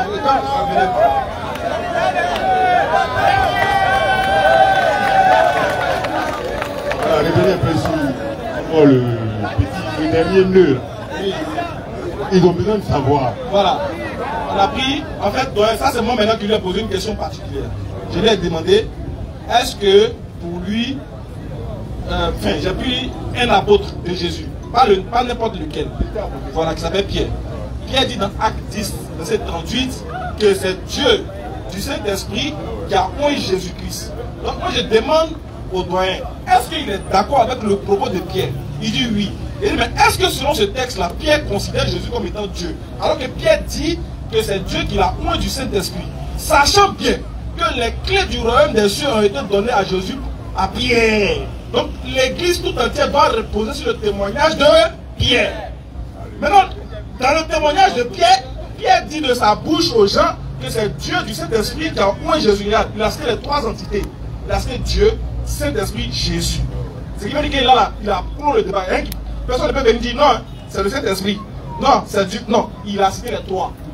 Maintenant, quand il cite les trois là, parmi les trois là, est-ce que Jésus qui est le dernier est le Dieu qui l'a oint du Saint-Esprit? C'est pas votre question. La question est de savoir. Est-ce que selon ce texte-là, Pierre considère Jésus comme étant Dieu? C'est à cette question-là que je suis venu répondre. Allons-y, papa. Gloire à Dieu. Amen. À Takbir. Allah. Les deux religions, c'est des cousins et cousines. Oui, bien sûr, c'est pas faux. Ils parlent de Dieu et de Allah, donc il faut comprendre. Hein? Exactement. Alors, pour répondre là, vous savez, je suis venu un peu au secours du doyen, parce que les doyens doivent être solidaires. Exactement. Alors, quand ils voient un doyen qui est dans les cordes, il faut l'aider. Exactement. Alors, pour répondre, Pierre, à qui Jésus a confié les clés selon le test de votre question. Oui. Alors là, Pierre, d'après cette parole-là, il les a dissociés. C'est-à-dire, il a laissé Dieu là et il a mis Jésus à côté. Est-ce que vous me suivez? Je vous suis très bien. Ça veut dire que Jésus n'est pas Dieu. C'est clair. Est-ce qu'il devait y répondre? Ah, Jésus n'est pas Dieu selon Pierre. Selon ce qui est dit là. Et votre question, c'est la réponse que je vous donne. Ah, d'accord. Donc, selon cette question et selon ce propos, oui. Jésus n'est pas Dieu. Il n'est pas Dieu. Merci beaucoup, papa. Merci.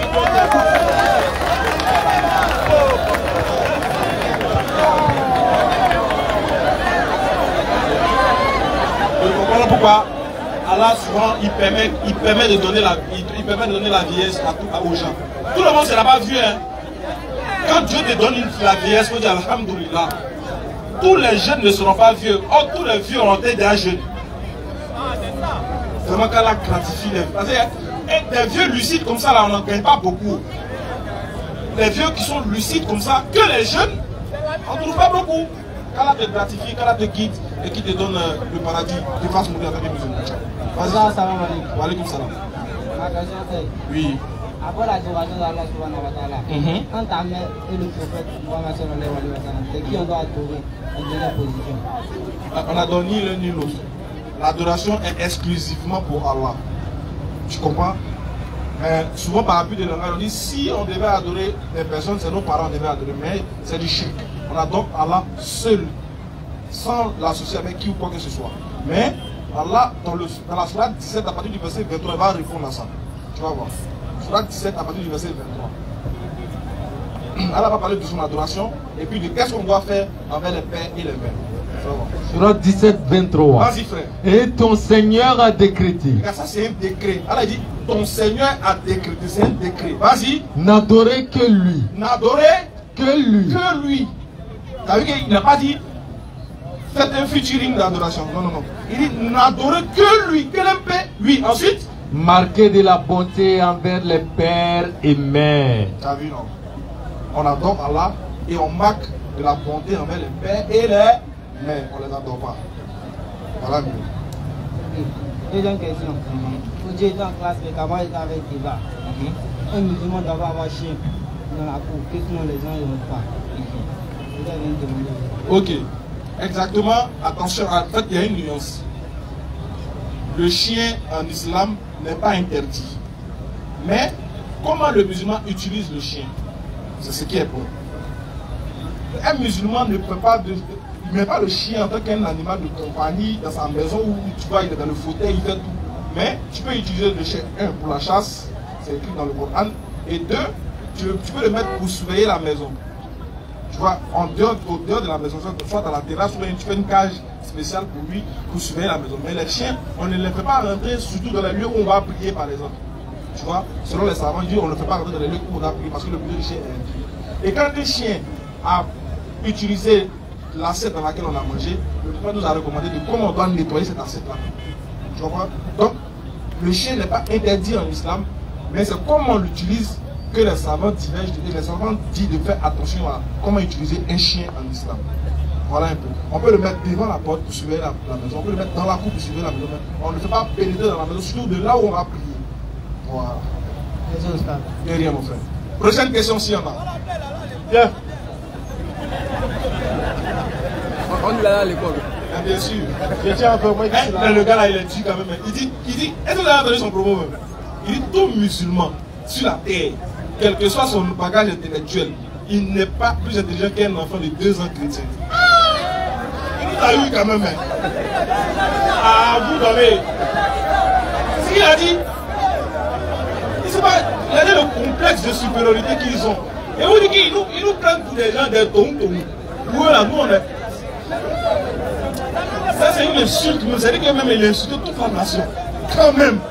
Ah, comprenez, il a dit ça par les émotions. Il ne pense pas ça vraiment. Hein? C'est les émotions qui nous poussent à dire ça. Bonsoir, Oussa. Bonsoir mon frère. Moi c'est M. Amadou. Enchanté mon frère. Au fait là, il comprend quelque chose. Vas-y. Des gens comme, c'est un exemple. Ok. Moi et toi, par exemple, on est même père, même mère. Ok. Bon, si au moins aujourd'hui je me marie, et puis demain je suis pas là, et puis toi tu peux marier même femme là. C'est une question quoi. Non, parce que d'autres disent non, on peut faire ça, d'autres disent non. Bon, ça c'est pas mon domaine. Non, c'est... Vous voyez, t'explique.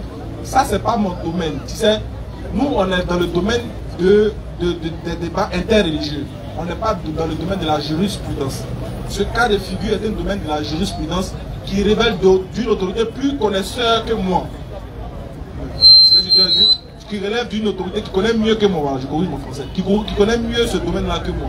Je ne saurais me prononcer avec des sources. Je ne saurais me prononcer si ce n'est pas patient. Donc pour ne pas me tromper, pour ne pas dire n'importe quoi, je préfère que tu orientes ta question peut-être vers un savant dans le domaine de la jurisprudence. Voilà ce que je veux dire. Voilà, mais ta question que tu as posée, moi-même je vais aller chercher, interroger d'autres personnes, d'autres savants sur ce cas-là. Et puis peut-être la prochaine fois quand tu viendras ici, je vais te donner la réponse, Inch'Allah. Merci à vous. Merci aussi mon frère, merci. Sur ce, il y a une fille qui veut poser une question. Ah, c'est rare, c'est très rare de voir les femmes poser des questions. Il y a un micro là-bas. Allons-y, question, on vous écoute. Assalamu alaikum. Wa alaikum salam. Oui, oui, tu es monté dans le... Elle dit elle est montée dans le Baka, il y a un monsieur qui lui a posé une question. Ça a commencé, quand il s'est monté, il m'a demandé, tu n'as pas chaud. Je dis non. Ah, quand elle est montée dans le Baka, elle dit que le monsieur lui a demandé si elle n'a pas chaud. Elle dit non, elle n'a pas chaud. Donc ça, il m'a demandé si je suis musulman. Je dis oui. Il m'a demandé, tu as fait l'école coranique? Je dis oui, je connais un peu, mais pas ça. Il m'a dit, lui, il est musulman. Oui. Mais lui, nous comprenons. Genre, on ne se comprend pas. Par rapport à quoi? Voilà. Il m'a dit, hadith est interdit en islam. Ah, sérieux. Donc ça... Sérieux. Donc ça, quand j'ai dit, dans le Coran, j'ai vu comment, dans le Coran, on m'explique des choses, mais c'est dans la hadith, j'ai vu comment on prend addition. Exactement. Comment on fait. Ça veut dire, moi, je ne sais pas comment te répondre ça. Il a commencé, genre, on m'a mis. C'est vrai qu'il est moi aussi, ailleurs, il a acheté que moi. Il peut accélérer sa main. Quand il s'est descendu, il dit, tonton, trop parler là, c'est pas bon. Mais je vais poser la question à quelqu'un qui m'a enseigné. Ok.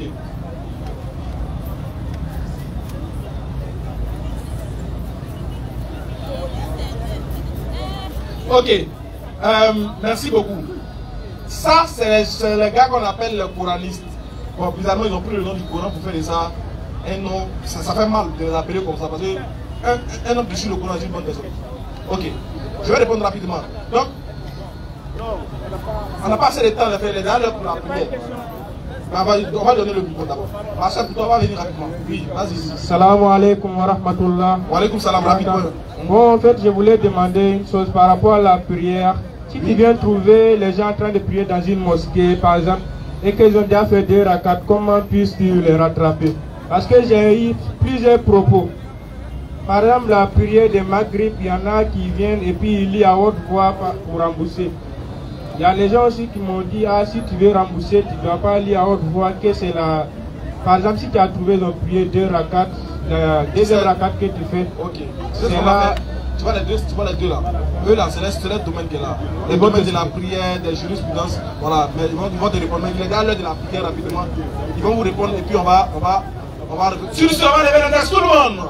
Ashhadu an la ilaha illallah wa ashhadu anna Muhammadan Rasulullah. On va prier rapidement. Inch'Allah. Salam alaikum à tous.